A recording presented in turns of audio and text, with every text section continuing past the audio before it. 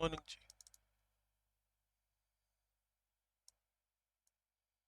Morning जी। Morning.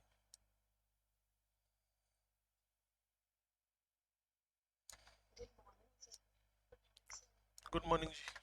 Good morning, good morning बेटा, good morning.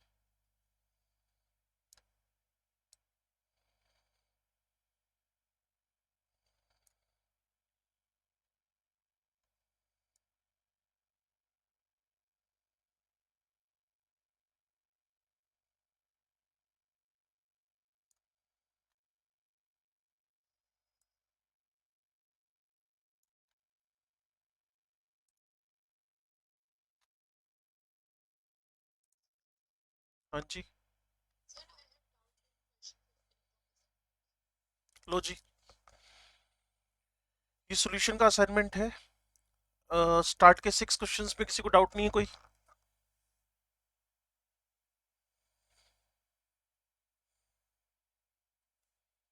7, 8, 9, 10। Density given है बच्चे, और कैपिटल एम भी दिया हुआ है। मोलैलिटी पूछी है तो याद करो, एक तरीका बताया था। Capital M is equal to small M, density of solution 1 plus small M molecular weight of solute divided by 1000। इसमें 2.04 पुट कर दो, स्मॉल एम पुट कर दो। 1.02 बहुत कम डेंसिटी है, अप्रोक्सीमेट पानी जितनी है ना। तो 1 plus again unknown molecular weight of the solute 60 divided by 1000।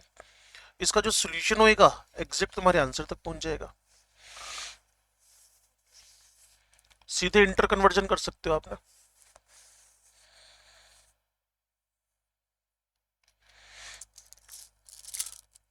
1 to 10 अगर आपने काम किया है तो पूछ सकते हो।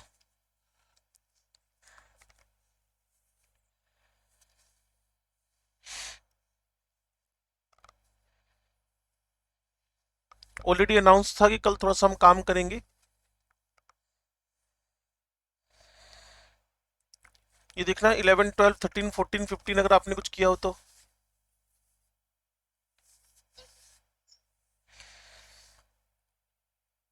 P A naught P B naught दिया हुआ है। Mole fraction of A in vapour phase, कल बताया था आपको, वेपर फेस का मोल फ्रैक्शन निकालने के लिए वाई ए निकालना पड़ेगा। P A naught X A divided by P T. तो पी टी निकालना भी मस्ट है। P T is equal to P A naught X A P B naught X B. ये जो ऊपर लिखा है ये टारगेट है हमारा। पी ए कितना दे रखा है जी? 1 लिख दिया। एक्स ए कितना दे रखा है? ये भी 1। P B 2, X B 2। P T आपके पास कितना हो गया? 5। अब वापस यहाँ पहुंच जाओ। पी ए नोट कितना है? 1। एक्स ए 1। पी टी कितना दे रखा है? 5। 1/5 मतलब 0.2। ये वेपर फेज का मोल फ्रैक्शन हो गया।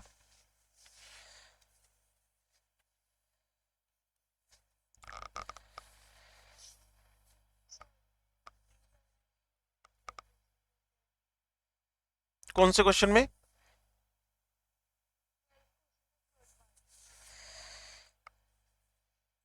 इसने कहा जी आपके पास है पिरिडीन और एसिटिक एसिड है। फर्स्ट आइडियल हो गया। सेकंड में नेगेटिव कैसे है थोड़ा एक्सप्लेन आप करो, फिर मैं थर्ड एक्सप्लेन करता हूं। भी अगर आपको सेकंड समझ में आया तो आप थर्ड पूछोगे ना, तो मैं आपसे सेकंड थर्ड मैं बताता हूं आपको।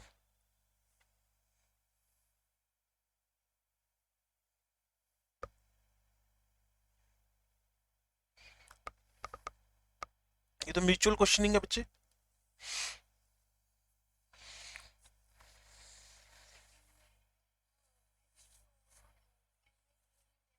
हम्म।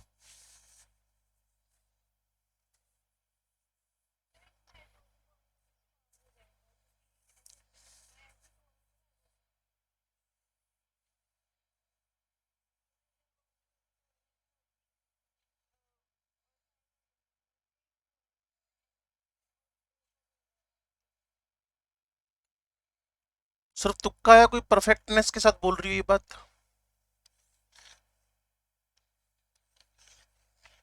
बोलो बोलो।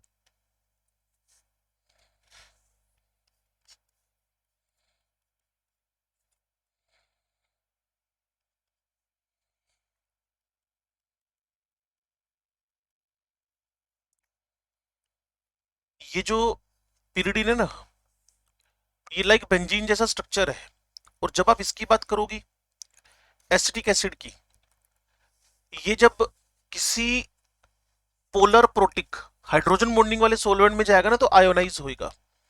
लेकिन अगर आप इसको बेंजीन में, ईथर में, क्लोरोफॉर्म में, कार्बन टेट्राक्लोराइड में डालती हो ना, तो ये अपनी इंटर एच बॉन्डिंग स्ट्रॉन्ग करता है। इंटर, अगर आपको याद है तो मैंने कल ही आपके बोर्ड पे लिखा था, तो जब मोलिक्यूल के इंटरनल फोर्सेस स्ट्रोंग होने लगते हैं, इंटर मोलिकुलर फोर्सेस स्ट्रोंग होने लगते हैं, तो किसकी तरफ जाने लगता है? नेगेटिव डिविएशन की तरफ। दूसरा, वैसे इसी से एक्सप्लेनेशन से तुम्हारा आंसर आ जाएगा, it shows the negative deviation.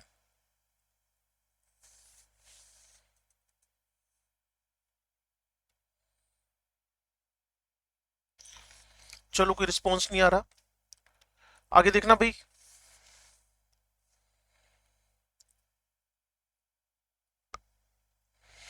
16, 17, 18 number अगर किया हुआ है तो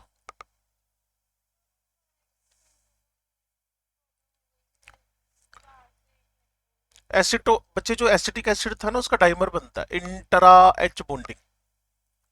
मोलिक्यूल मोलिक्यूल से जुड़ने लगते हैं ना, डाइमर बनता है। तो जब इटसेल्फ स्ट्रॉन्ग बॉन्डिंग होने लगती है ना, तो डिविएशन नेगेटिव होने लगता है। और हम तो इसी फेवर में कि इंटर मोलिकुलर फोर्सेस जितने स्ट्रॉन्ग होंगे मिक्सचर बनाने पर, सॉल्यूशन बनाने पर, उतना वेपर प्रेशर डाउन चला जाएगा।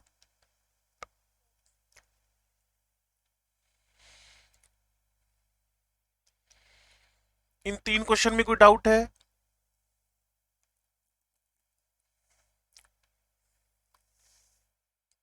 चलो, अगले 3 क्वेश्चन देख लो। चलो, ये काम करो, 19वां क्वेश्चन सोल्व करो, आपके पास असाइनमेंट पड़ी हुई है, बोर्ड पे भी आपको दिख रहा है।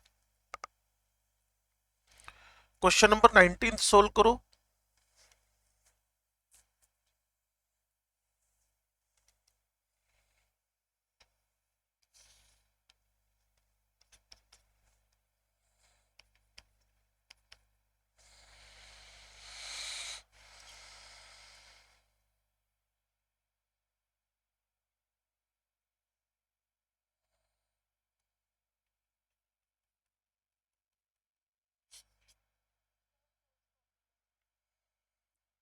फर्स्ट का मतलब हुआ, and do not intersect net concentration of solutions are in the given, are in the order. Third की कॉन्सेंट्रेशन सबसे ज्यादा। तो अगर आपको एक्सप्लेन करना पड़े महक, तो आप क्या जवाब दोगी?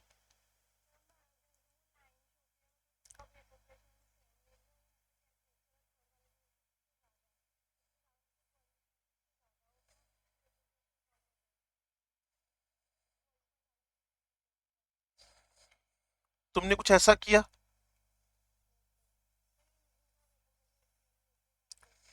नहीं, इसका सिंपल सा आंसर बनता था एक लाइन का महक। वेपर प्रेशर ज्यादा किसका है? फर्स्ट का। तो इसका मतलब इसकी कॉन्सेंट्रेशन कम है। जितना आप नॉन वोलेटाइल सोल्यूट मिक्स करती जाओगी, आप गलत नहीं बोल रही हो, लेकिन मैं आपको इजी मेथड बता रहा हूं, आप गलत नहीं बोल रही हो। वेपर प्रेशर ज्यादा किसका है? फर्स्ट का। तो इसका मतलब कहीं ना कहीं उसकी मोलैलिटी क्या है? कम है। तो लीस्ट कॉन्सेंट्रेशन ऑफ वन, कल ये रिलेशन लिख के बताया था, आपने ध्यान नहीं दिया होगा शायद, ये लिखा हुआ है।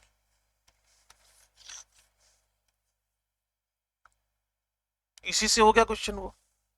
तो जिसकी कॉन्सेंट्रेशन कम है उसका वेपर प्रेशर ज्यादा है, तो फर्स्ट की कॉन्सेंट्रेशन सबसे कम है। सिंपल, इतना घूमना ही नहीं है।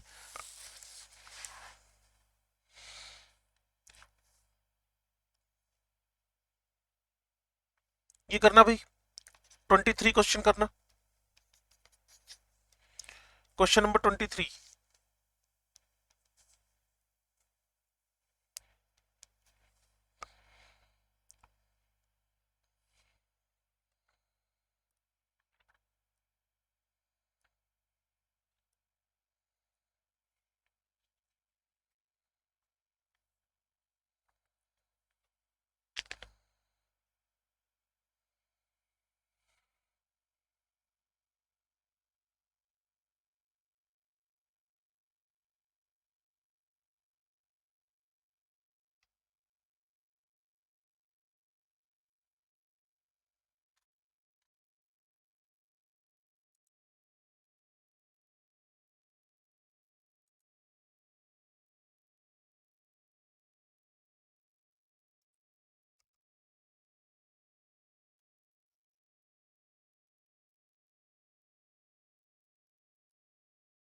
The vapor pressure of a pure solvent A is 40. The vapor pressure of the liquid in a solution with the liquid B is 32. Mole fraction of A in the solution. तो आपने P note minus P S upon P note लगाया होगा और x से निकालकर 1 में से subtract कर दिया होगा. मोल फ्रैक्शन ऑफ ए तो आपके पास कौन था? प्योर सोलवेंट था ना.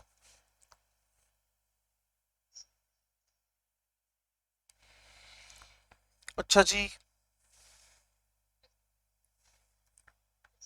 हाँ जी.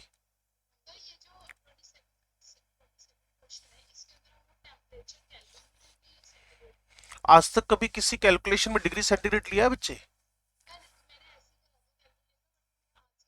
रूल ऑफ द केमिस्ट्री हमेशा 100% कैलकुलेशन केल्विन में होती हैं, क्योंकि जो यूनिट डायमेंशन का आपका फंडा है 7 बेसिक यूनिट्स, उसके अंदर टेम्परेचर की यूनिट केल्विन है. सिर्फ एक जगह पर बदलता है, वो है जब आप एंगल ऑफ रोटेशन में स्पेसिफिक एंगल ऑफ रोटेशन निकालते हो, वहां डिग्री सेंटीग्रेड रखते हैं हम लोग. Otherwise 100% calculation is in kelvin. चलो. Weight of the CuCl2 that should be dissolved in 1000 grams of water to produce elevation in boiling point of 0.156 degree. तो सीधा एलिवेशन है, डिफरेंस ही तो है ये. केल्विन हो चाहे डिग्री सेंट, क्या फर्क पड़ता है? तो आपने इसमें 273 ऐड कर दिया. अरे ये डिफरेंस ही तो है यार. 100 का डिफरेंस और 101 का डिफरेंस भी एक ही है. हाँ, 373 का और 374 का डिफरेंस भी एक ही है. ये तो डायरेक्ट डिफरेंस ही दे रखा है. नहीं, कैलकुलेशन ही बच्चे, कॉन्सेप्ट की मिस्टेक हुई है. आप इसको 273 ऐड करके क्यों लिख रही हो? ये तो डायरेक्टली डेल्टा टी भी दे रखा है, डेल्टा टी एफ दे रखा है ना. उसने कहा elevation in the boiling point is 0, तो डायरेक्ट डेल्टा टी एफ ही दे रखा है. कैलकुलेशन मिस्टेक नहीं हुई, कॉन्सेप्ट मिस्टेक हुई है. No need to add the 273. It is the difference of BP is already.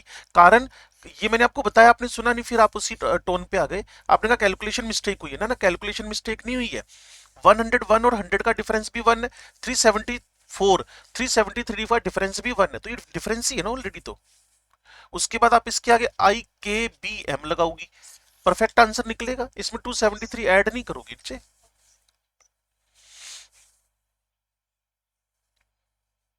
कहो तो इसमें डेटा पुट करके बता सकता हूं.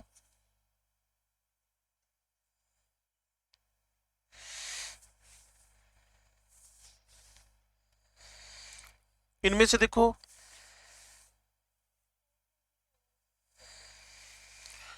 a living cell contains a solution which is isotonic. Rule of isotonic fundamental ये है कि पाई 1 इज इक्वल टू पाई 2. जब किन्हीं दो सॉल्यूशंस के ओस्मोटिक प्रेशर बराबर हो, तो ऐसे सॉल्यूशंस को आइसोटोनिक बोलते हो. और आपको मैंने कल बताया था, ये C1RT है और ये C2RT है, लेकिन साथ में I का मल्टीप्लाई जरूर कर दिया करो, क्योंकि I का मल्टीप्लाई बाद में हट जाए. मान लो कोई यूरिया हो, ग्लूकोज हो, सुक्रोज हो, तो I हटा दो. लेकिन NaCl हो, KCl हो, कैल्शियम क्लोराइड हो, तो लिख दो. चलो चलते हैं आगे. उसे isotonic with 0.3 m sugar solution, तो यहाँ 0.3 m लिख दिया गया. आर मैं अभी लिख रहा हूं, बाद में हो सकता है कैंसिल ही हो जाए. टेम्परेचर के बारे में कोई बात नहीं, बॉडी टेम्परेचर कह रहा है. A living cell contains a solution which is isotonic with 0.3 m sugar solution. What osmotic pressure develops when a cell is placed in? लो जी, जो टेम्परेचर है वो बॉडी टेम्परेचर ही है, तो वो भी कैंसिल हो जाएगा बाद में. जो गलती हुई है, आई की वैल्यू आपने 2 नहीं रखी. कॉन्सेंट्रेशन 0.1, आरओटी आपस में कैंसिल हो जाएंगे. ठीक है जी. अब आप थोड़ा सा दिमाग लगा के सोचो.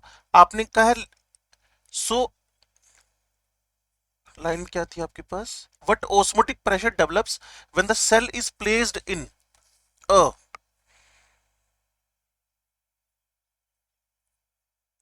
एक तो 0.3 m था और दोनों को एक दूसरे के अंदर रख दिया गया है, तो डिफरेंस ही निकालना था बच्चे. कोई बहुत ज्यादा रिस्क नहीं है इसके अंदर. मैं हल्का से इसको यहां से काट रहा हूं एक बार ना. सबसे पहले मुझे लगना पड़ा IC1RT, IC2RT. ठीक हो गया. और दोनों आइसोटोनिक बनाने हैं मुझे. वो मेरे पास 0.3 m सॉल्यूशन है, तो इसका वैल्यू तो 1 हो गया, इसकी वैल्यू 0.3 हो गई। आरटी से मैंने इसका कैलकुलेशन किया। अब उसने मुझे कहा what osmotic pressure develops when the cell is placed in. बच्चे हुआ क्या पता है, डिफरेंस निकालना है आपने, कोई खास बात नहीं थी। आपके पास एक NaCl का सॉल्यूशन है, बाहर सुगर सॉल्यूशन है, तो आपको जो रिजल्टेंट मिलेगा ना वो C2 minus C1 clear multiply with RT मिलेगा। डिफरेंस निकालना है कि जब भी कभी दो आपके पास सॉल्यूशंस एक दूसरे के टच में लेकर आए, ठीक है, एक तरफ आपने क्या रख दिया NaCl, दूसरी तरफ आपने क्या रख दिया शुगर सॉल्यूशन, इसका आपको CRT से कैलकुलेट करना है, इसका आपने IC2RT से कैलकुलेट करना है। इन दोनों का जो डिफरेंस है एग्जैक्टली वही आपके पास ऑस्मोटिक प्रेशर का डिफरेंस निकल आएगा। यूं समझ के चलो ना कि एक कमरे में बैठे हो 4 ATM प्रेशर है, पड़ोस वाले कमरे में 5 ATM प्रेशर है, तो दोनों के बीच का जो डिफरेंस कैलकुलेट करना है और कुछ खास बात नहीं है। एक सेल को दूसरी सेल में प्लेस किया तो कितना डिफरेंस है, तो आपको इस वैल्यू में से इस वैल्यू को सब्ट्रैक्ट कर देना है, एग्जैक्ट तुम्हारे पास आंसर निकल आएगा। बस ध्यान रखना आर की यूनिट ऑप्शन के अकॉर्डिंगली लिखनी है तुम्हें, 0.0821 litre ATM, kelvin inverse, mole inverse, ये थोड़ा सा अवेयरनेस रखनी चाहिए। और टेम्परेचर आपस में वैसे ही कैलकुलेशन में क्या हो रहे हैं कि डिफरेंस सेम आएगा, तो बस ये फर्क रह गया आईसी का और IC2 का, डिफरेंस निकाल लो दोनों का। और मैंने 2 बार एक्सप्लेन किया, एक ये वाला एक फंडा ये वाला। अगर ये मोलिकुलर वेट निकालने का क्वेश्चन होता ना फिर इससे ही निकाल लेते आप, जो मैं पहले डेटा पुट कर रहा था। हाँ भाई 8:17 17 मिनट हुए, अभी 5-6 मिनट और डिस्कशन हो सकता है आप चाहो तो। ये करना 31, अगर आपने किया तो अच्छी बात, नहीं किया तो कर लो। 31 number question,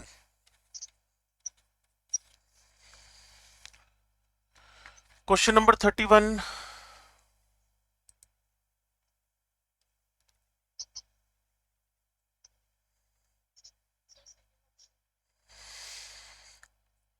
to 1 litre of 1 mKi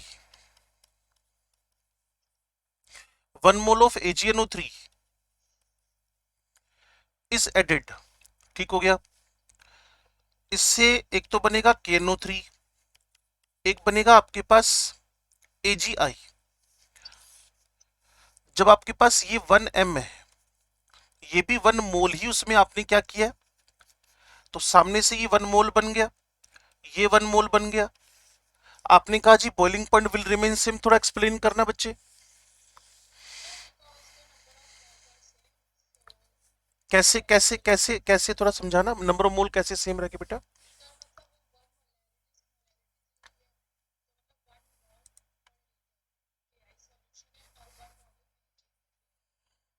hmm,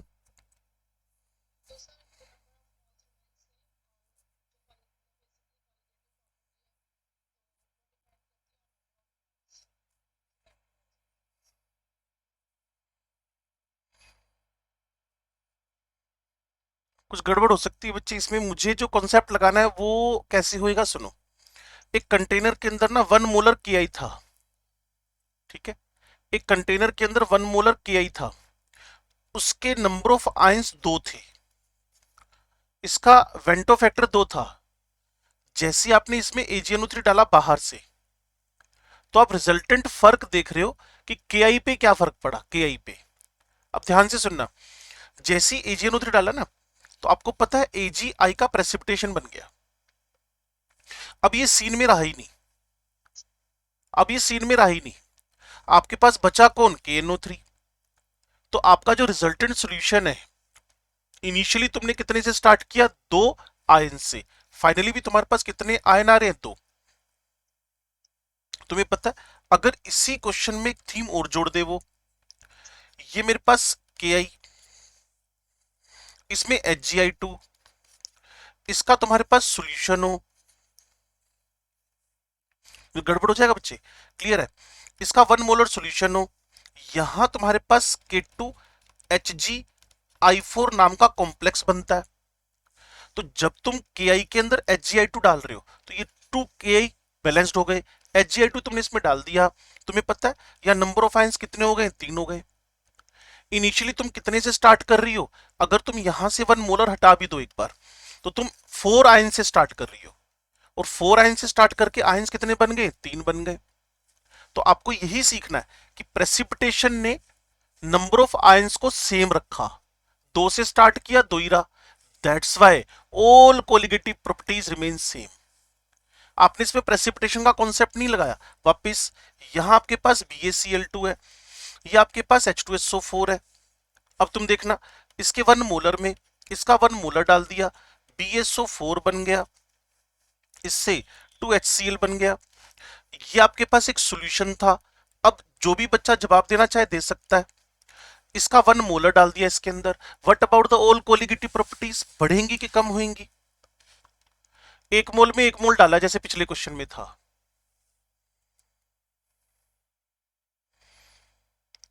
what about the all colligative properties, 1m में 1m ही डाला है। तो अब कॉन्सेप्ट की मिस्टेक पता चल गई तुम लोगों को। यहां 3 आयन थे बच्चे और यहां 4 आयन हो गए, नंबर ऑफ आयन बढ़ गए, कोलिगेटिव प्रॉपर्टी। और इसका पता है व्हाइट प्रेसिपिटेट आता है। आंसर मत मिलाओ यार, कॉन्सेप्ट के साथ चलो, गड़बड़ हो जाएगा मामला नहीं तो। जब आपने KI के अंदर AgNO3 डाला तो AgI का प्रेसिपिटेट बना, तो 2 आयन ही रहे, कोलिगेटिव प्रॉपर्टीज पे फर्क पड़ा नहीं। सेकंड नंबर क्वेश्चन, इसको फोकस करो। जब तुमने BaCl2 के 3 आयंस में H2SO4 का 1 मोल डाला, BaSO4 प्रेसिपिटेट हो गया, तो ये सीन से बाहर हो गया, आयन इसका रोल ही नहीं कर रहे। लेकिन ये जो 4 आयन बनेंगे, H+H+2 Cl Cl2, तो जब तुम 3 आयन से 4 आयन पे आओगे तो नंबर ऑफ आयन्स बढ़ गए, सारी की सारी कोलिगेटिव प्रॉपर्टीज क्या हो गई? अप हो गई। अब चाहे वो चारों का नाम ले लेके बैठ जाओ, कोई चक्कर ही नहीं है। तो इसलिए लॉजिक समझो, आंसर मत मिलाओ प्लीज, गड़बड़ हो जाएगा मामला नहीं तो ना। चलो देखो भी इनको, देखो जल्दी से, फिर मैंने बंद करना है डिस्कशन अगले 3 4 5 मिनट में।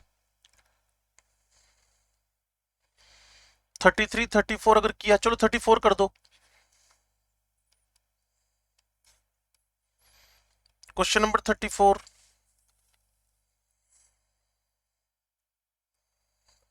क्वेश्चन नंबर 34 कर दो।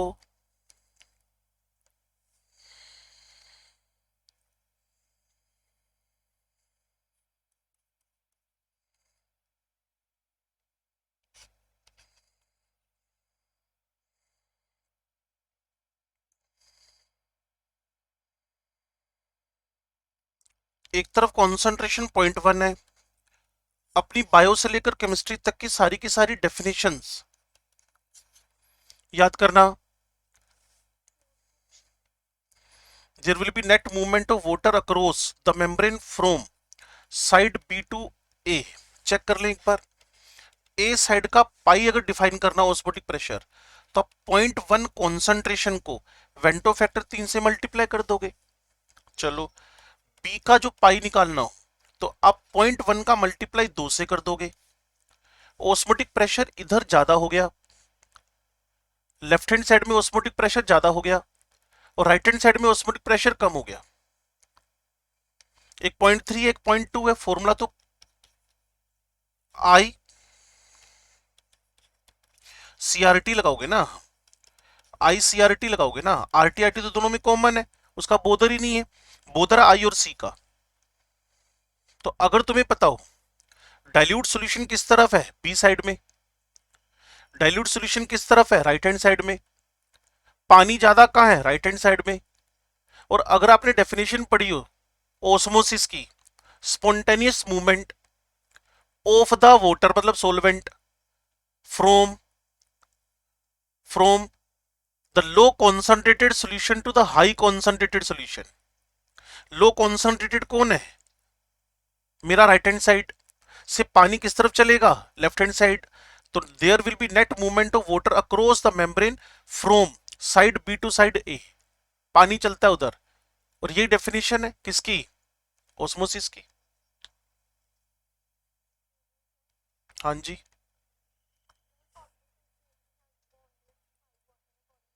उससे क्या फर्क पड़ेगा? पानी तो एक पुअर कंडक्टर ऑफ इलेक्ट्रिसिटी है, आज तक कभी भी वाटर ने आयंस थोड़ी दिए हैं। अगर आप 25 डिग्री पे चलती हो तो वो 10⁻⁷ है H+, तो इनसिग्निफिकेंट रोल है उनका। वाटर आयंस देता तो पीते हुए भी दिक्कत होती ना। पानी पी रहे तो ऐसे लग रहा है एसिड पी रहे। जो taste cold drink, soft drink, Pepsi, Coke, Fanta में है, वो टेस्ट पानी में थोड़ी है। उसके अंदर टेस्ट की वजह कुछ तो वो मटेरियल बाहर से केमिकल डालते हैं, कुछ टेस्ट उसका जो बिटरनेस है वो एसिड की वजह से है। उसका तीखा टेस्ट आता है वो एसिड की वजह से आता है। पानी में थोड़ी टेस्ट आता है।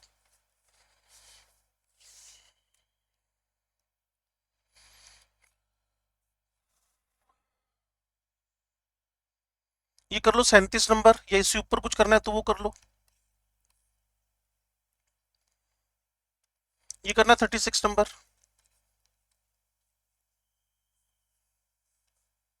Question number 36।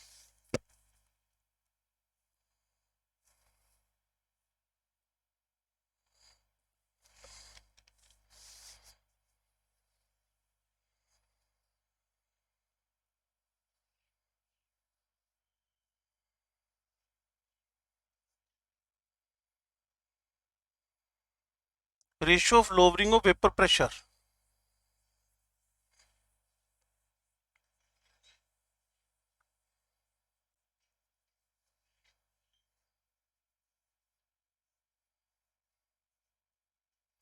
केन शुगर का मोलिकुलर वेट 342, यूरिया का मोलिकुलर वेट 60।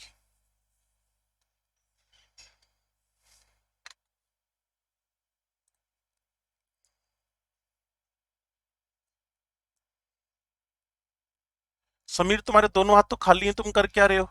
मूवी देखने आए हो क्या? क्वेश्चन करो ना। पढ़ते 40 सेकंड तो हो गए बेटा।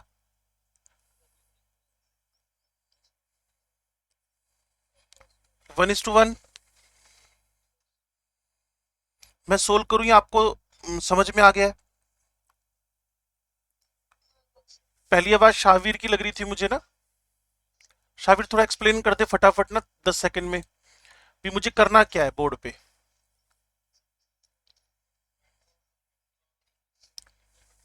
वेंटो फैक्टर तो शाहवीर दोनों में एक एक ही है।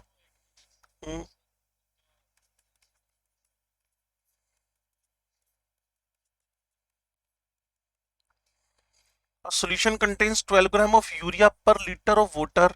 पी नोट तो कटी जाएंगे क्योंकि पानी है। अनदर सोल्यूशन वाई कंटेन्स 68, तो दोनों के मोल निकाल लें, क्योंकि नीचे जो वैल्यू पड़ी होगी ना शाहवीर, ये Na लिख दूं, ये Na प्लस एनबी लिख दूं, ये एनबी लिख दूं, ये Na प्लस एनबी लिख दूं, तो ये तो कट ही जाएगा। ठीक है ना। तो अब तुम्हें P naught minus P S का रेशियो निकालना है। तो Na की वैल्यू कोई इतना बड़ा क्वेश्चन नहीं है, 12/60, और एनबी 68.4/342। ये भी 1/5 है, ये भी 1/5 है। That's why your answer is 1/1, 1:1।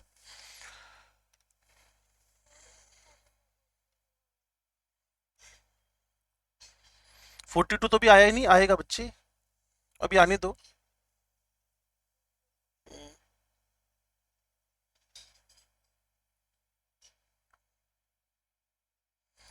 इसको करना एक बार, वेंटो फैक्टर और थोड़ा एक्सप्लेन होएगा, थ्योरेटिकल है। अब जैसे कि सारी जनता कह रही है कि सेक्शन 2 में हो सकता है थोड़ी डिफिकल्ट क्वेश्चन आए, क्लियर ना। सेक्शन 1 तो सिंपल टिक मारने वाला होएगा। ऐसा धीरे धीरे लोगों के व्यूज आ रहे हैं, कोई क्लैरिफाई नहीं है लेकिन फिर भी ऐसा मानकर चल रहे हैं। दुनिया बैठी है एक्सपर्ट, तो ठीक बोल रहे हैं गलत क्या बोल रहे हैं। सेक्शन बी में से 5 छोड़ने हैं क्वेश्चन, तो पक्का सेक्शन बी में कुछ थोड़ा सा लेवल तो बढ़ाएगा ना वो, तभी सेक्शन बी रखा है उसने। और वो सिलेक्शन के लिए भी रिस्पॉन्सिबल हो सकता है, वो वाला सेक्शन बी। तो करना है इस क्वेश्चन को।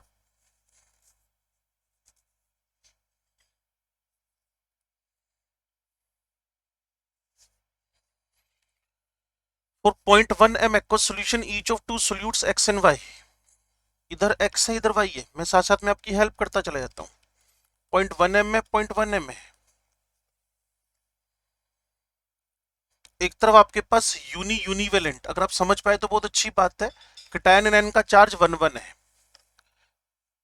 एन वाई डाइमराइजेस, तुम 2 लेके चले, ये 1 बन गया, ये सब बताया था आपको कल। द करेक्ट स्टेटमेंट और स्टेटमेंट्स इज और आर, इसका वेंटो फैक्टर 2 आएगा, और अगर बच्चे कल से सुनते रहे तो इसका वेंटो फैक्टर 1/2 आएगा। तो डाइमराइज हो रहा है उसका वेंटो फैक्टर तो घट गया ना, और जो डाइमराइज की जगह पे डिसोसिएट हो रहा है उसका वेंटो फैक्टर बढ़ गया। और फर्स्ट ऑप्शन ये इनमें से ना, the BP of the solution of solute X will be higher, ये तो बिल्कुल सिंपल है। अगर मैं आपको पिछले पेजेस पर लेकर जाऊं, लो जी, इन पिछले पेजेस पर अगर मैं लेके जाऊं आपको, नंबर ऑफ पार्टिकल्स बढ़ेंगे, डेल्टा टीबी और बीपी बढ़ेगा।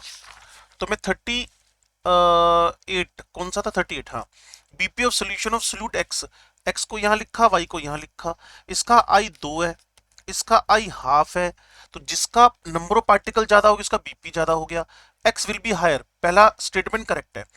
ओस्मोटिक प्रेशर भी डायरेक्टली पड़ा हुआ है, क्लियर।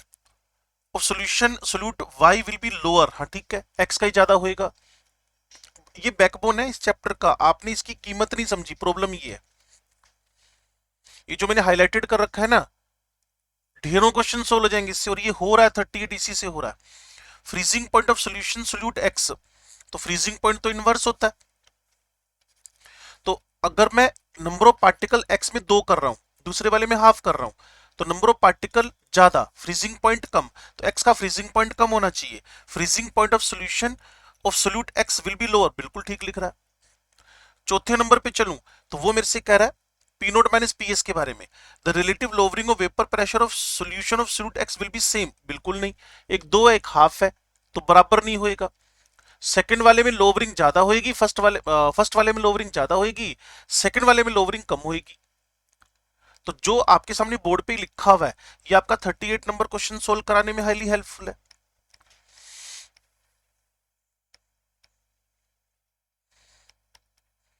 क्यों विशावीर, ये एक्सप्लेनेशन थे सबके।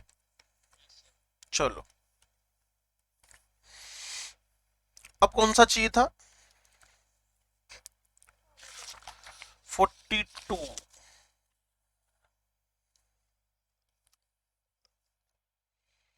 300 केल्विन टेम्परेचर है, बिल्कुल है जी। टू सॉल्यूशंस ऑफ 0.01, वैसे पीछे किया था डिफरेंस वाला, वही लग रहा है मेरे को क्वेश्चन ये ना, 0.01 M glucose and 0.02 M NaCl, इसके आगे I1 लिख लो, जिसको तुमने थोड़ा सा इग्नोर किया वो 2 है, क्लियर। NaCl का I2 है, in water are separated by semi permeable membrane, the excess pressure needed to be, ठीक है, दोनों का डिफरेंस निकाल लो पाई से ऐड करके। इसको लिखा आपने 0.01, आरटी को सोल्व मत करना, इसको लिखा 2 इंटू 0.02, आरटी को सोल्व मत करना, क्लियर ना। और दोनों का difference C2 minus C1, RT collectively solve कर देना। तो बाद वाले का कितना हो रहा है 0.04, पहले वाले का 0.01, आंसर किसमें एटीएम में 8, 0.0831, 821 सॉरी, टेम्परेचर 300 केल्विन। और आपको बताया होगा टीचर ने कि इन दोनों का मल्टीप्लाई याद ही कर लो, 24.6 बहुत बार यूज होता है। 24.6 मल्टीप्लाई विद 0.03, तो 7 की रेंज का कोई आंसर आ सकता है, मेरे को इस पे शक हो रहा है।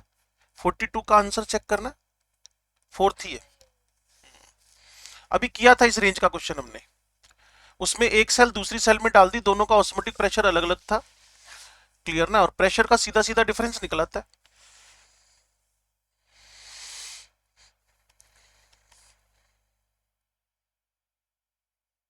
बाकी 43 को एक बार ना चाहे आंसर दे के रीड कर लेना, ऊपर 2 क्वेश्चन किए थे ना न्यूमेरिकल, वो हेल्पफुल हो जाएगा।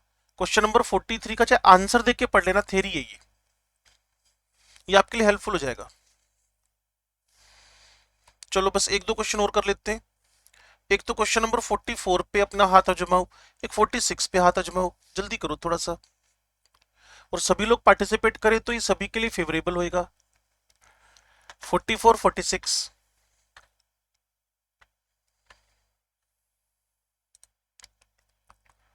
इतने में जिनकी वीडियो नहीं है उनको मैं घर भेजता हूँ, 44 46 सोल्व करो। हाँ जी।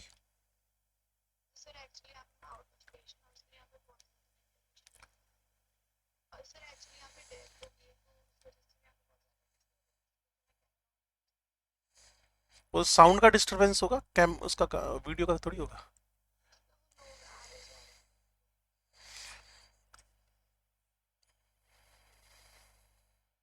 करो करो बच्चे, करो जल्दी से। 44 46। The correct order of osmotic pressure, वही सेम पीछे हमने एक ट्रिक लिखी थी, i directly to pi, i directly to pi. तो जिसके पाई आई ज्यादा हो गया उसके पाई ज्यादा हो गए, आई डायरेक्टली टू पाई। जिसका आई ज्यादा उसका पाई ज्यादा।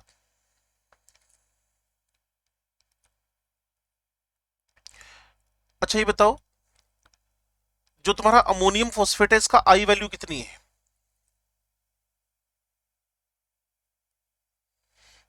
मुझे लग रहा है तुम आंसर देख देख के बोल रहे हो। 3 अमोनियम 1 फॉस्फेट, Na2SO4 और MgCl2 का आई का वैल्यू क्या है? Very good. AgNO3 में 2। ठीक है जी, चलो परफेक्ट है। तो 44 का आंसर सेकंड मैच कर जाएगा। 46 देखना भाई।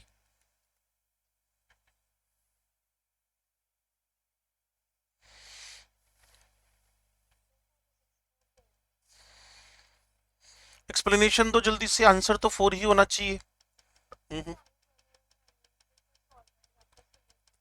सेमी परमिएबल मेम्ब्रेन से सिर्फ और सिर्फ सोल्यूट सोलवेंट ही मूव कर सकता है, सोल्यूट मूव नहीं कर सकता है। दैट्स वाई अगर एक साइड में आपके पास Fe+3 पड़ा हुआ है, दूसरी साइड में आपके पास CnS पड़ा हुआ है, और FeCnS रेड कलर का बनता होगा, हमें उससे क्या मतलब है? जब ये दोनों एक दूसरे से रिएक्ट ही नहीं कर सकते, जब दोनों एक दूसरे से कंबाइन ही नहीं हो सकते, क्योंकि सेमी परमिएबल मेम्ब्रेन इनको परमिट ही नहीं करती है, जिसका नाम ही सेमी परमिएबल मेम्ब्रेन है। Semi for half, permeable permission, आधों को परमिशन दे। और उस आधों में कौन होएगा? जिसका साइज छोटा हो, वो कौन है? सोलवेंट।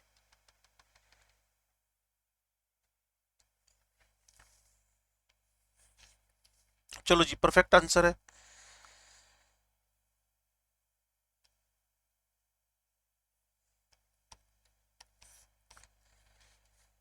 ये देखना 54 एंड देन 55, बस इसके बाद बंद कर देंगे, पी ब्लॉक एलिमेंट शुरू करेंगे। काफी प्रैक्टिस हो गई है, हर टाइप का क्वेश्चन डील कर लिया आपने। हाँ, क्वेश्चन बताओ कौन सा है? इसको करो दोनों को, फिर 59 कर लेते हैं।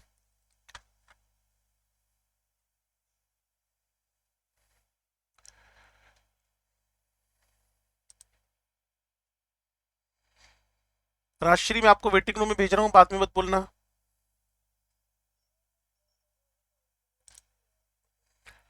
गुरनूर, कोई बात नहीं बेटा। अर्श, अभी भी बठिंडा में बारिश हो रही है।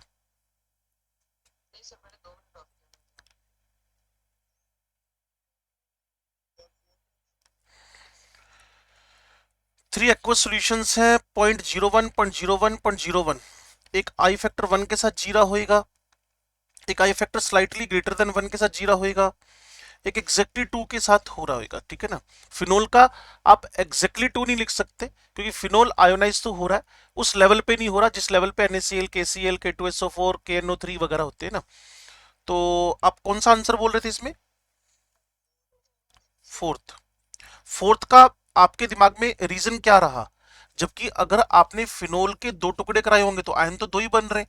ये आपके दिमाग में रहा कि phenol as compare to KCl less ionisable, ऐसा कुछ रहा, या तुक्का मार दिया?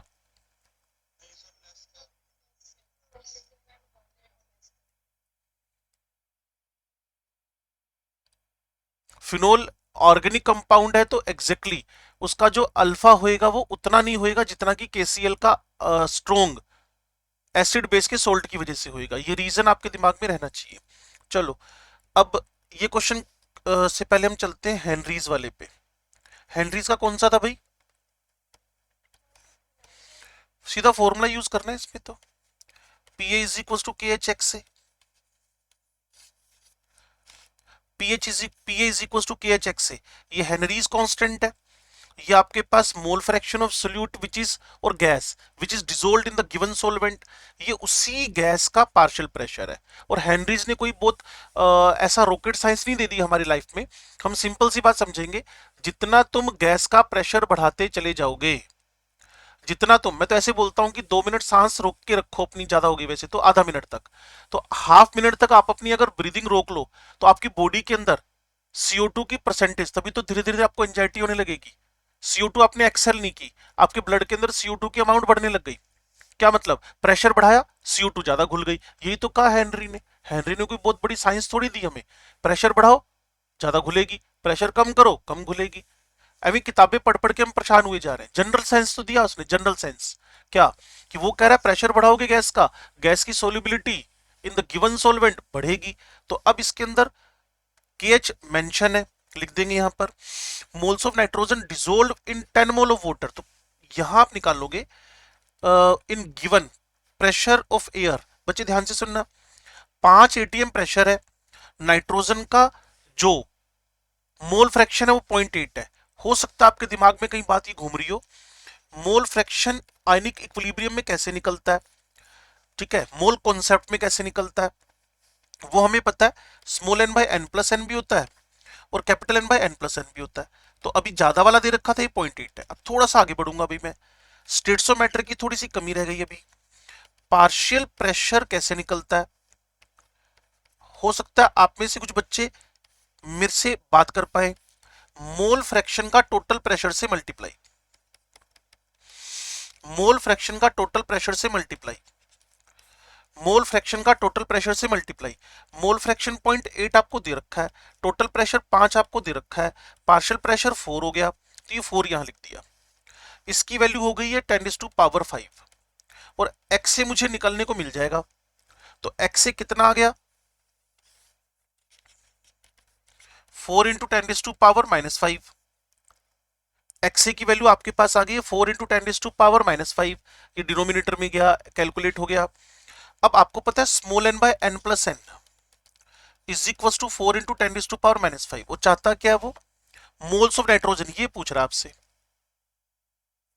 Moles of nitrogen small n पूछ रहा है आपसे। तो स्मॉल n कैसे निकालोगे, सिंपल, नीचे small n plus capital N का सम जो है वो 10 ही ले लोगे। क्यों, क्योंकि स्मॉल n, नहीं तो फिर ये क्वेश्चन थोड़ा सा और डेप्थ की तरफ, मतलब कैलकुलेशन थोड़ी और डेप्थ की तरफ चली जाएंगी। अच्छा है कि डिनोमिनेटर में स्मॉल n को इग्नोर कर दो। वेरी डाइल्यूट सॉल्यूशन, तो स्मॉल n क्या हुआ, इग्नोर हो गया। चैप्टर का नाम again chemical ionic equilibrium, 1 is very greater than x, then 1 minus x is equal to 1। वही हरकत यहां कर रहे हो, small n by capital N, 4 into 10⁻⁻5, mole निकालना है, 10 का मल्टीप्लाई कर दो तो 4 इंटू 10⁻⁻4 आंसर आ जाएगा। तो इसमें ना कई सारे, हाँ जी,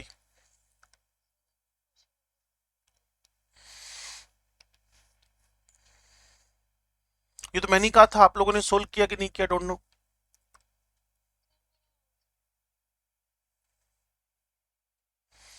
A solution contains 30 gram of non-volatile solute, small w 30 grams in exactly 90 gram water।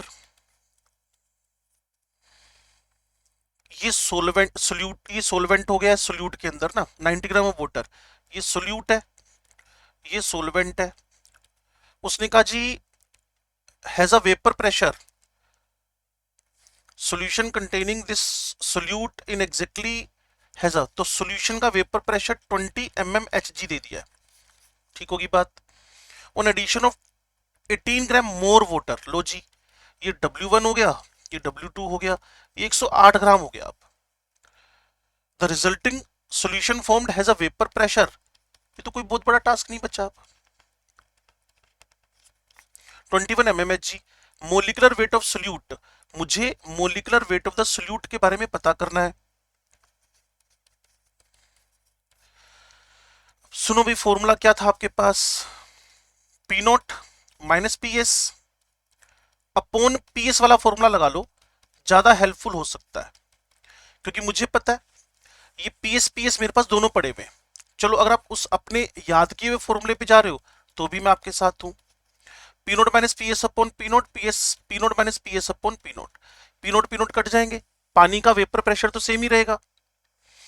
अब P naught minus P S, P naught minus P S, अब यहां आपके पास कौन चल रहा है, small N by N plus N, small N by N plus N, और सबके मोल वोल पता है हम लोगों को, ये 30 ग्राम्स, ये 30 ग्राम्स, और यहां से 30, इसलिए मैं चाहता था ना P naught minus P S, उस वाले फॉर्मूले पे जाने से ना थोड़ा कैलकुलेशन आसान हो जाती है आपकी।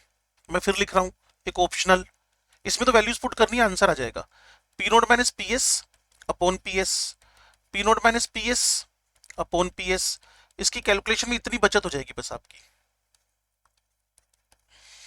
यहाँ 30 बाय मोलिकुलर वेट, और ये पहले कितना है 18 5 जा 18 5 जा 90 होता है आई थिंक ना, ठीक है, और उसके बाद 18 6 जा 108, यहाँ 6, यहाँ 5 आ जाएगा, यहाँ 6 आ जाएगा, ये सेम ही रहा 30 बाय अननोन, ये क्या रहा 30 बाय अननोन।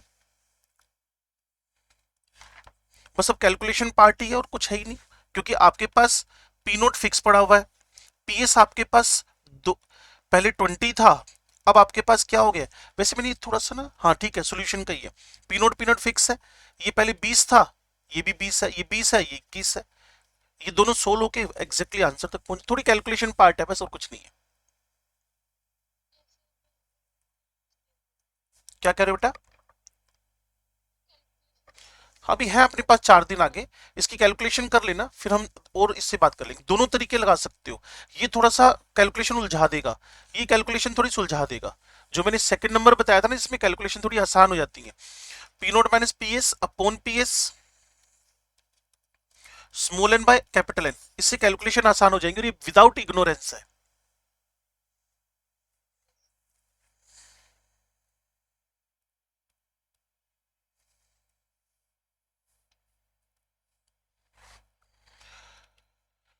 लो भी टाइम आपके पास है 8:47, 13 मिनट 10 मिनट टोटल 23 मिनट्स, और पी ब्लॉक एलिमेंट स्टार्ट कर रहे हैं हम लोग। 11 12 दोनों का क्लियर ना, P block elements, listen carefully, आपको जनरल इलेक्ट्रॉन कॉन्फ़िगरेशन अगर देखना है, इलेक्ट्रॉनिक कॉन्फ़िगरेशन,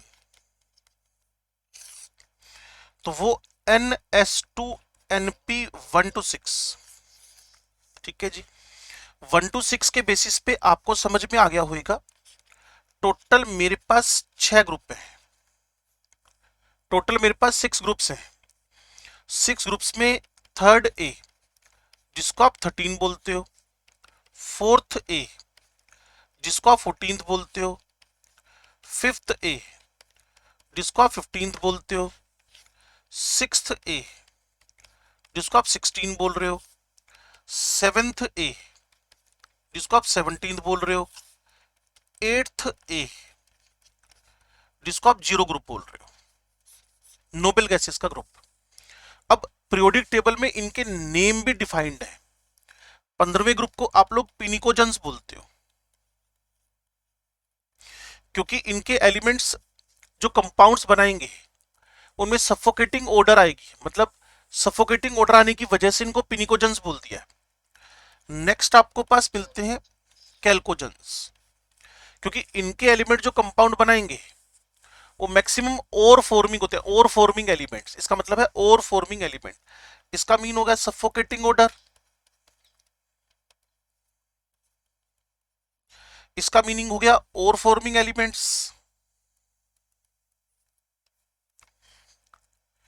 जैसे कि जेडएनएस हो गया, पीबीएस हो गया, एचजीएस हो गया, क्लियर ना, ऑक्साइड सल्फाइड्स हो गए।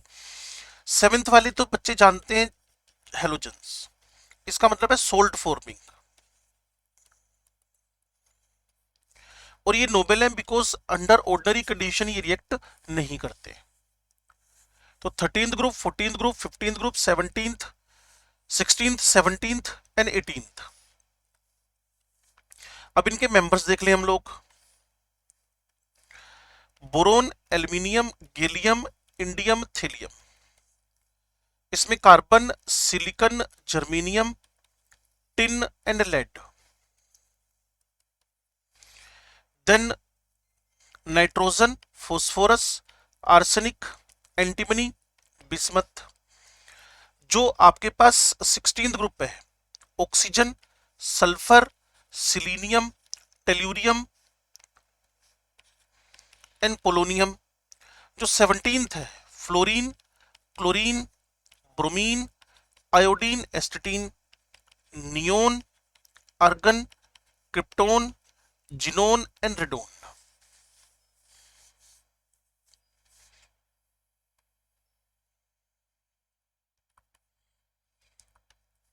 अब यहां से आपको पता होगा मेटल्स को नॉन मेटल से डिफरेंशिएट किया गया है। मेटल्स को नॉन मेटल्स के साथ में डिफरेंशिएट किया गया है। और ये जो लेटर नीचे उतार रहे हो ना, इसके आसपास वाले एलिमेंट्स होते हैं मेटलोइड्स। ये जो लेटर नीचे की तरफ उतार रहे हो, इसके आसपास के एलिमेंट होते हैं मेटलोइड, जिनको मैंने हाईलाइट किया, arsenic, antimony, silicon, germanium. Boron भी एक मेटलोइड की कैटेगरी का एलिमेंट है, बोरोन। कभी फिजिक्स में इलेक्ट्रॉनिक्स पढ़ते हुए आपने डोपिंग पढ़ी हो, हमारे सॉलिड चैप्टर में कभी आपने डोपिंग पढ़ी हो, डोपिंग। तो डोपिंग में हम लोग मिक्सिंग करते हैं, N type of semiconductor, P type of semiconductor. तो boron, silicon, germanium, arsenic, antimony, ये सब किस कैटेगरी के एलिमेंट्स हैं? ये सेमीकंडक्टर है, मेटलोइड है। और जो राइट साइड में ये वाले, ये नॉन मेटल है, लेफ्ट वाले हैं ये मेटल है, और जिनको शेडेड किया हुआ है, हाईलाइट किया हुआ है, वो मेरे पास मेटलोइड्स हैं। तो 4-5 मेटलोइड तो याद रखो, सिलिकॉन, जर्मेनियम, आर्सेनिक, एंटीमनी, ये 4 तो वैसे याद रखो। बोरोन भी मेटलोइड की कैटेगरी का एलिमेंट है, बोरोन भी, बोरोन भी मेटलोइड की कैटेगरी का एलिमेंट है।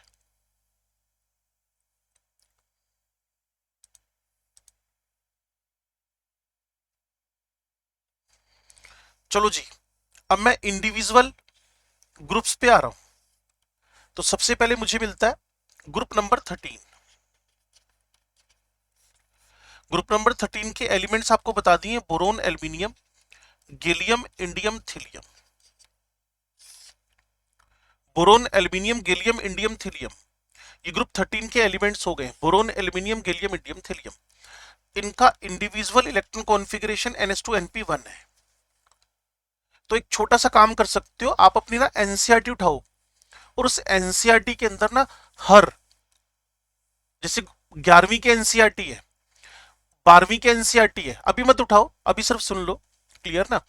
तो जो आपकी 11वीं की एनसीईआरटी है, 12वीं की एस ब्लॉक है या पी ब्लॉक है, सब में ना टेबल बना रखी है। उन टेबल को अगर आप स्टडी कर लेते हो, क्लियर ना, तो उस टेबल के अंदर आपको साइज के बारे में इंफॉर्मेशन दी हुई है, आयोनाइजेशन एनर्जी के बारे में इंफॉर्मेशन दी हुई है, क्लियर। तो सबसे पहले मैं इस पर टारगेट करने जा रहा हूं एटॉमिक रेडियस, जो बड़ा इंपॉर्टेंट पार्ट है पी ब्लॉक के ग्रुप नंबर 13 के लिए, क्योंकि इसी पे बेस्ड है आयोनाइजेशन एनर्जी। फिर मैं आपको सीधे मूव करवा के लेके चलूंगा इनर्ट पेयर इफेक्ट पे, जिसपे कि प्रीवियस ईयर पेपर्स में क्वेश्चन आ रखा है, इनर्ट पेयर इफेक्ट पे, इनर्ट पेयर इफेक्ट पे।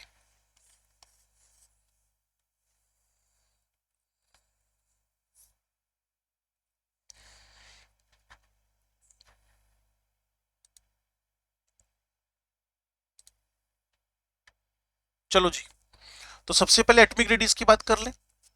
जनरली बोरोन, वैसे तो एक जनरल रूल क्या है, when we move top to bottom, जब भी हम एक ग्रुप में टॉप से बॉटम मूव करें, when we move from top to bottom in a group, size के बारे में क्या फेमस है, बढ़ेगा कि घटेगा?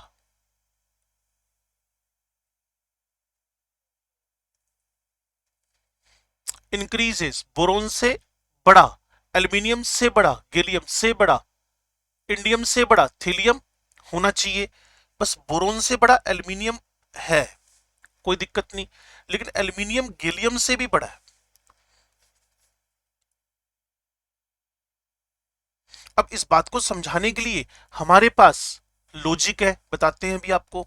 कुल मिलाकर जो ऑर्डर बना उसको मैं लिखने जा रहा हूं, इसको रब करके। पहले मैंने बोरोन लिखा, एल्यूमिनियम लिखा, गैलियम लिखा, इंडियम लिखा, थीलियम लिखा। थीलियम बड़ा इंडियम से, इंडियम बड़ा गैलियम से, बोरोन बड़ा है, बोरोन से बड़ा एल्यूमिनियम है, बट यहां थोड़ा सा पंगा हो गया बस। इसका रीजन क्या है, अब थोड़ा सा अगर आप समझने की कोशिश करोगे तो आपको पता है इसमें सिर्फ इलेक्ट्रॉन कॉन्फ़िगरेशन में s का इन्वॉल्वमेंट है। एल्यूमिनियम के अंदर भी s का इन्वॉल्वमेंट है, नियोन लिखा 2 3s2 3p1 लिख दिया। लेकिन आपको पता है गैलियम जब आप लिखोगे, छोटा सा लॉजिक है और इसी से बातें समझ में आ जाएंगी। गैलियम से पहले जिंक है, जिंक के बाद गैलियम 30 से 31 नंबर पे है। इससे क्या फर्क पड़ा, इसी से सबसे बड़ा फर्क पड़ा। क्या फर्क पड़ा, ध्यान से सुनो। इसके अंदर जो इलेक्ट्रॉन एंट्री कर रहे हैं before the gallium, before the gallium electrons enter in the n-1d sub shell. और जब आप ऑर्गेनिक केमिस्ट्री कर रहे थे, मैं एक पर्टिकुलर कॉन्सेप्ट के पीछे बहुत ज्यादा पड़ा हुआ था, उसका नाम था ईएनसी, इफेक्टिव न्यूक्लियर चार्ज। और इनऑर्गेनिक करोगे तब भी आपको उस कॉन्सेप्ट के पीछे पड़ना पड़ेगा, इफेक्टिव न्यूक्लियर चार्ज। हुआ क्या, जब इलेक्ट्रॉन n-1d में एंटर किए, जब इलेक्ट्रॉन n-1d, ये सतजोत, सिद्धार्थ, कनिष्का, जानवी, रवनीत,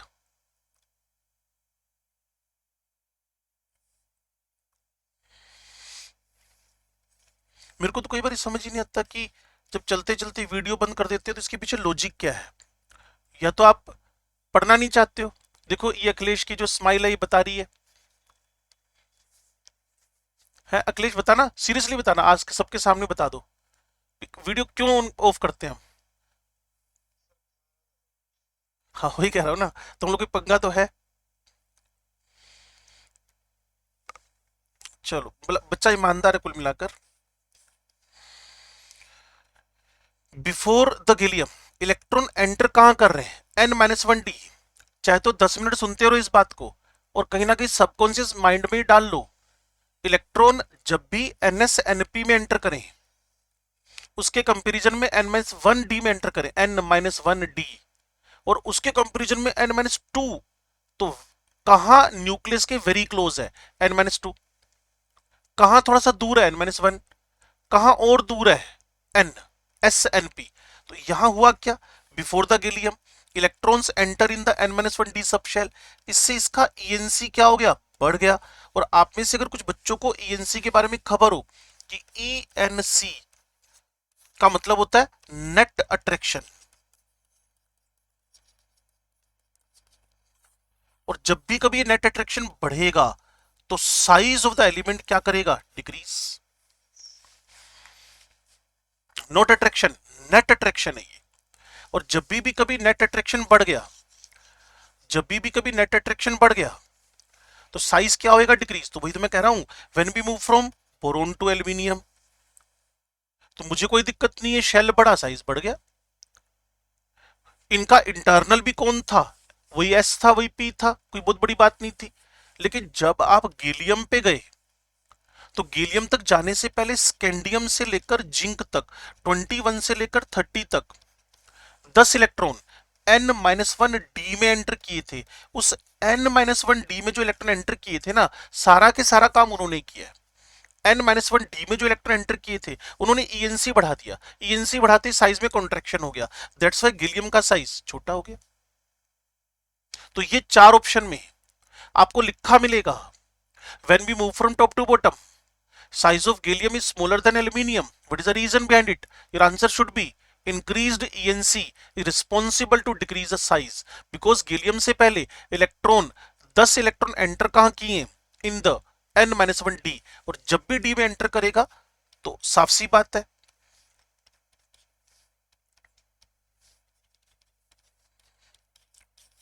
और कभी टेबल देखोगे ना आप, एनसीईआरटी का रेफरेंस दे रहा हूं बार बार इसको ना, तो कभी भी टेबल बच्चे कई बार पूछ लेते हैं, सर मुझे अगर पढ़ना है, तो मेरा तो एक बैच था जिन्होंने स्पेशल डिमांड करके मेरे से पढ़वाई पीवलोक एनसीईआरटी से, एक ड्रॉपर बैच चल रहा था। कहते जी हमें बिल्कुल साफ सुथरी सी बात है, हमें एक एक वर्ड एनसीईआरटी पढ़ा दो आप। मैंने कहा ठीक है, अगर सबकी डिमांड है तो मैं पढ़ा देता हूँ।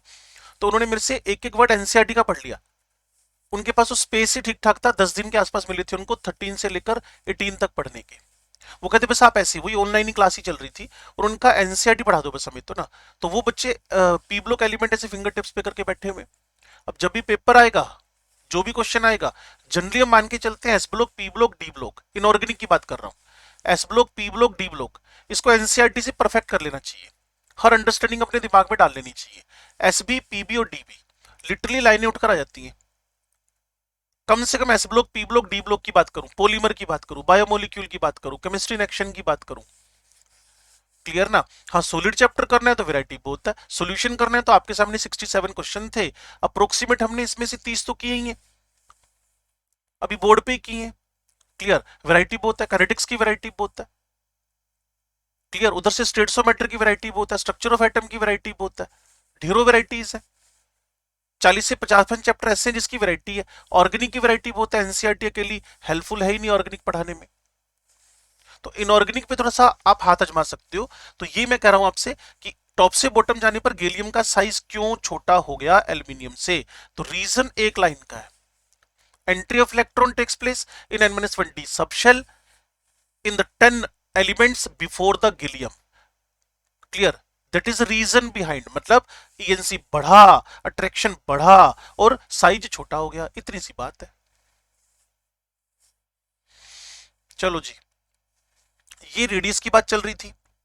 अब मैं थोड़ा सा आपको लेके चलता हूं नंबर 2, आयोनाइजेशन एनर्जी पे। डेफिनेशन की तो नीड है नहीं, आप समझते हो what mean of the ionisation energy. Energy needed, energy absorbed, endothermic process to eject the loosely hold electron from the outermost shell from an isolated gaseous system, उसका नाम है आयोनाइजेशन एनर्जी। आयोनाइजेशन एनर्जी किन किन पे depend करती है, अगर आपका ईएनसी ज्यादा हो तो आयोनाइजेशन एनर्जी ज्यादा है, अगर आपकी स्क्रीनिंग ज्यादा हो तो आयोनाइजेशन एनर्जी कम है, साइज के इनवर्स है, stability of half field full field यहां काम नहीं करेगा,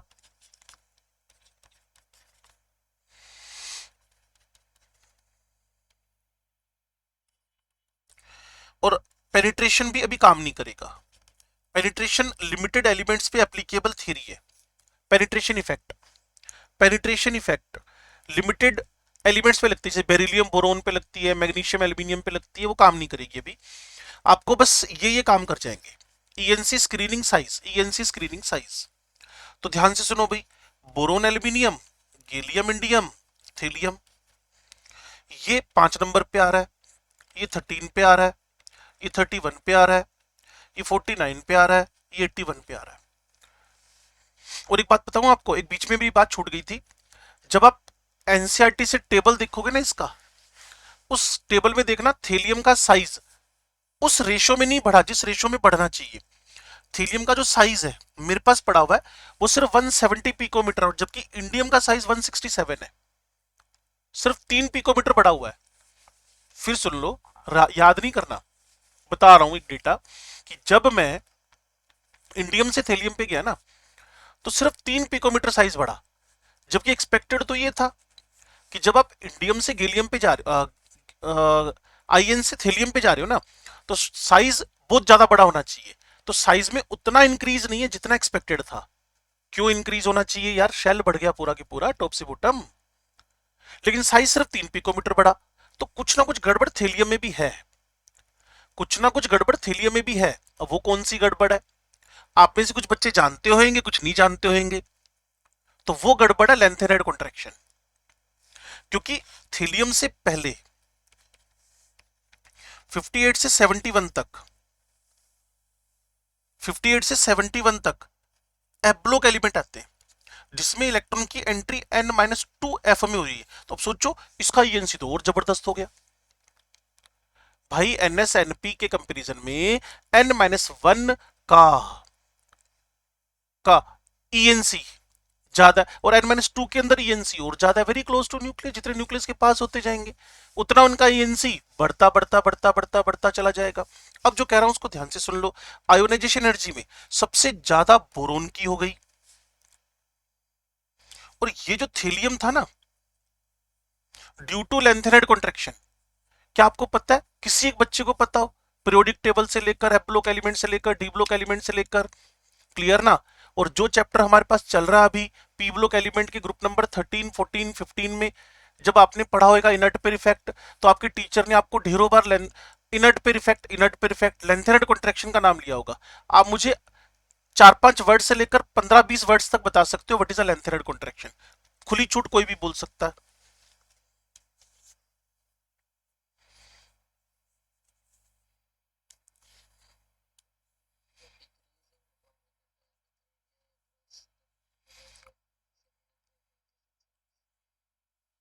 बच्चे देखो ना, अर्श एक बात सुनो। मान लो मैंने पूछा लेंथेनेड कॉन्ट्रैक्शन और तुम ये लाइनें लिख कर आ गए, तुम इस लाइनों को सोचो, तुमने क्या बोला? तुमने कहा लेंथेनेड कॉन्ट्रैक्शन, तो तुमने कॉन्ट्रैक्शन को बता दिया डिक्रीज इन साइज, तो उसने कहा लॉजिक का है यार। फिर हम बाद में मांगते हैं, नंबर चले गए। हम बोर्ड के एग्जाम में अगर तुमने ये जवाब लिखकर मेरे पास कॉपी भेजी होती तो मैं नंबर ना देता तुम्हें, क्योंकि तुमने लेंथेनेड कॉन्ट्रैक्शन को ही तो बोल दिया कॉन्ट्रैक्शन वाला डिक्रीज इन साइज। ये तो मेरे को नाम पढ़ के समझ में आ रहा था ना कि लेंथेनेड कॉन्ट्रैक्शन में बच्चा पक्का कॉन्ट्रैक्शन ही लिखेगा। आपने कहा अक्रॉस द सीरीज साइज का घटना, ठीक है, तो आपने लॉजिक तो बताया ही नहीं, what is the reason behind it. आपको लेंथेनेड कॉन्ट्रैक्शन एक्सप्लेन करना था। नवनीत बोल रही है, बोलो। स्क्रीनिंग में क्या हुआ ऐसा कि कॉन्ट्रैक्शन हो गया?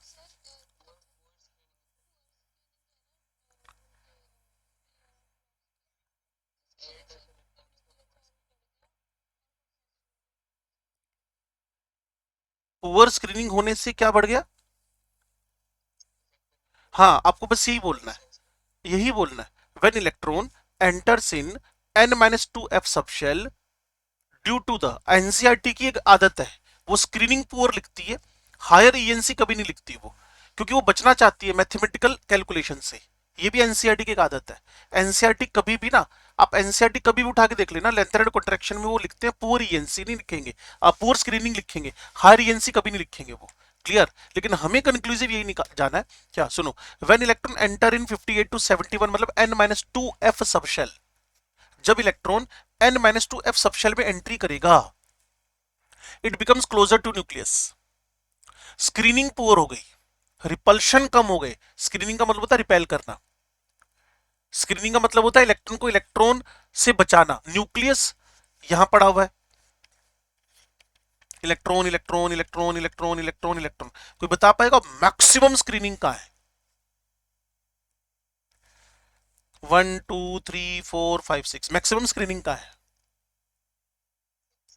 6 पे। भाई रिपल्शन वर्ड है ना, रिपल्शन थोड़ा अक्ल लगाया करो, सब्जेक्ट को रटते क्यों यार। समझो कि अगर मैं 1 की बात करूं तो न्यूक्लियस के इतने पास था कि इस पे ईएनसी बढ़ गया, लेकिन इस वाले पे 1 2 3 4 5 6 5 इलेक्ट्रॉन रिपल्शन लगा रहे हैं, तो इस वजह से छठे वाले पे स्क्रीनिंग सबसे ज्यादा है, रिपल्शन सबसे ज्यादा है। 5 पे कम, 4 पे और कम, 3 पे और कम, 2 पे और कम, 1 पे न्यूक्लियस का अट्रैक्शन बहुत ज्यादा है। तो अगर आप थोड़ी सी बात को यूं समझना चाहते हो कि इलेक्ट्रॉन 6s में भरते भरते 5d में जाकर 4f में एंट्री मार गए, तो इसमें अभी इनकम्प्लीट है, इसमें इनकम्प्लीट है, इसमें इलेक्ट्रॉन जा रहे हो अगर 58 टू 71, तो जितना न्यूक्लियस के पास गया उतना स्क्रीनिंग, अभी तो बताया था 1 2 3 4 5, जितना न्यूक्लियस के पास गया स्क्रीनिंग पूर हो गई, और ईएनसी बढ़ गया, और ईएनसी बढ़ने से साइज में कॉन्ट्रैक्शन हो गया, और साइज में कॉन्ट्रैक्शन हुआ तो भाई तुम्हारा जो थेलियम है ड्यू टू हायर ईएनसी अपना आयोनाइजेशन एनर्जी क्या दिखा रहा है? सेकंड नंबर पे दिखा रहा है। और इसके बाद अगर मैं लिखूंगा तो गैलियम, फिर aluminium and then finally indium. और सबका लॉजिक है हमारे पास, सबका फुल प्रूफ रीजन है हमारे पास। बोरोन स्मॉलेस्ट साइज का है, थेलियम ईएनसी बढ़ गया, इन दोनों में गैलियम स्मॉल हो गया था, एल्यूमिनियम स्लाइटली लार्ज हो गया था, इंडियम तो इस पे कुछ लग ही नहीं रहा बेचारे पे, तो इंडियम सबसे लास्ट में आ गया। तो सोचो आयोनाइजेशन एनर्जी पे डायरेक्टली क्वेश्चन हिट होते हैं, क्योंकि लास्ट में पड़ा हुआ थेलियम सेकंड नंबर पे आ गया और हमें इसका लॉजिक पता है। कि इलेक्ट्रॉन की एंट्री 6s5d छोड़कर 4f में हो रही है बिफोर द एलिमेंट नंबर 81, 58 से लेकर 71 तक, और वही कॉन्ट्रेक्शन, वही साइज का डिक्रीज करना थीलियम को कहीं ना कहीं हायर ईएनसी इसके साइज को कॉन्ट्रैक्ट डिक्रीज करता है। तभी तो बोल रहा हूं कि जो साइज आपका एक्सट्रीमली हायर होना चाहिए था, मतलब इंडियम से थीलियम तक जाते जाते ये साइज 167 से 170 पिकोमीटर हुआ, तो कोई खतरनाक चेंज तो हुआ नहीं। तो सिर्फ इतना चेंज आ रहा है 3 पिकोमीटर का। अगर सीक्वेंस बतानी है तो कोई डर नहीं है, लेकिन अगर वैल्यू चेक करनी होती है यार बहुत कम डिफरेंस है। What is the reason behind it? तो आपका आंसर 3 वर्ड्स में आ रहा है, ई एन सी। किसी को नहीं बोलना, एनसीईआरटी की लैंग्वेज बोलनी है तो बोल दो पुअर स्क्रीनिंग। भाई स्क्रीनिंग पुअर होएगी, अगर रिपल्शन पुअर होंगे तो अट्रैक्शन बाय डिफॉल्ट ही ज्यादा होंगे। तो अच्छा टॉपिक था जिसके बारे में मैंने आपसे बात की है, आयोनाइजेशन एनर्जी। इसके बाद सीधा मूवमेंट मेरी किस पे हो जाएगी? इनर्ट पेयर इफेक्ट पे। और इनर्ट पेयर इफेक्ट की वजह भी लेंथेनेड कॉन्ट्रैक्शन ही है। इनर्ट पेयर इफेक्ट की वजह भी लेंथेनेड कॉन्ट्रैक्शन ही है। और मेरे ख्याल में लेंथेनेड कॉन्ट्रैक्शन की बात आपने ठीक ठाक सी समझ ली है, जो आगे आपको डी ब्लॉक एलिमेंट में, पी ब्लॉक के बाकी बचे ग्रुप में सब में समझ में आएगी। और but it's a very very important concept. तो 2 मिनट ऊपर हो गए, 5-4 मिनट रेस्ट कर लो, इतने में नई क्लास शुरू हो जाएगी।